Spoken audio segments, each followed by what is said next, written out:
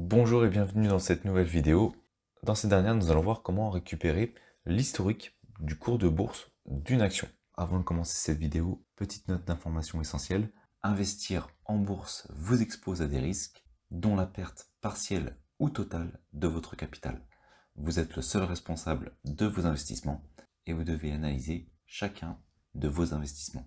Donc pour ça, la première chose, c'est avoir un compte Google et avoir la possibilité justement de créer une feuille Google Sheet, puisqu'on va utiliser la fonction Google Finance qui est utilisable avec Google Sheet.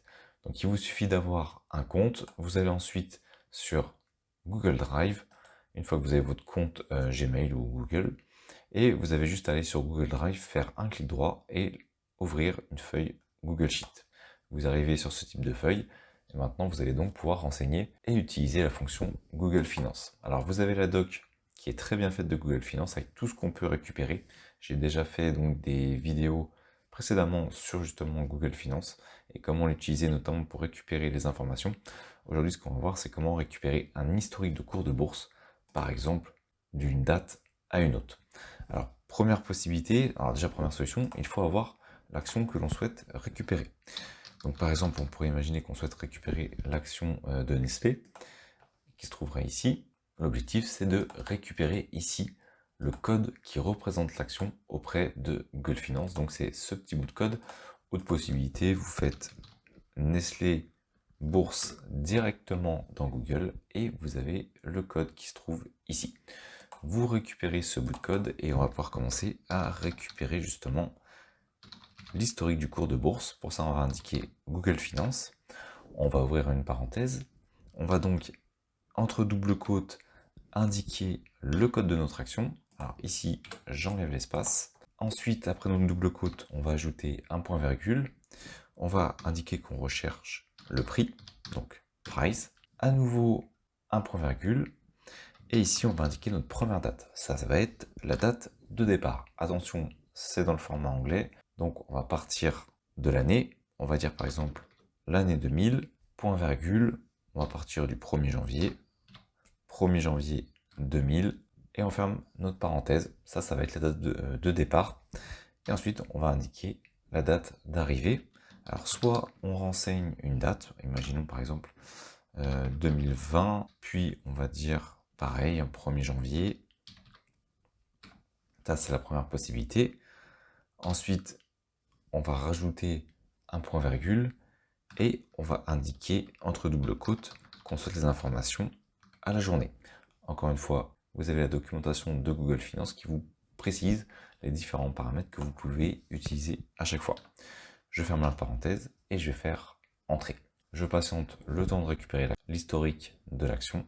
Et comme on peut le voir, désormais cet historique commence bien en 2000 pour terminer le 30 décembre 2019. Alors, autre possibilité, hop, je vais revenir dessus, on peut indiquer à la place de date d'arrivée d'une date dure, on va dire, entre guillemets, on peut tout simplement indiquer aujourd'hui en remplaçant par today et une ouverture de parenthèse, une fermeture de parenthèse.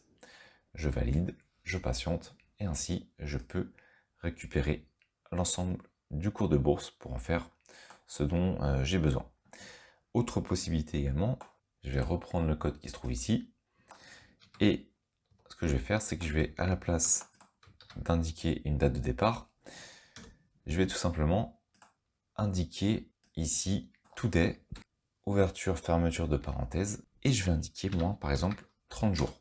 Et je vais rajouter jusqu'à aujourd'hui, donc on part de moins 30 jours, donc il y a 30 jours, à peu près un mois, et on va arriver à aujourd'hui. Je vais valider, et donc je vais récupérer les informations sur les 30 derniers jours. Après, bien entendu, je peux en faire ce que je veux, imaginons que je sélectionne les informations, je vais sur, par exemple, insertion, graphique, je peux très bien ajouter un graphique, comme on vient de le voir, je vais dans, par exemple, personnaliser, je vais faire axe vertical pour que ce soit plus clair.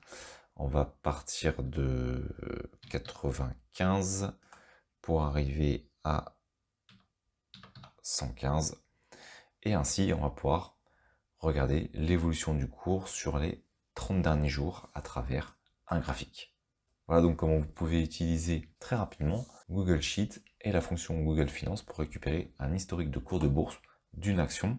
Encore une fois, je vous invite vraiment à consulter la documentation, elle est très bien faite. C'est la fin de cette vidéo, merci de l'avoir suivi jusqu'à la fin. Si elle vous a plu et que vous la trouvez utile, ajoutez un pouce bleu pour améliorer sa visibilité et abonnez-vous à la chaîne pour ne rien manquer des prochaines vidéos. Vous pouvez également répondre à la question qui se trouve dans la description et qui permet de déterminer les prochains sujets qui vont être évoqués sur la chaîne. Merci et à bientôt.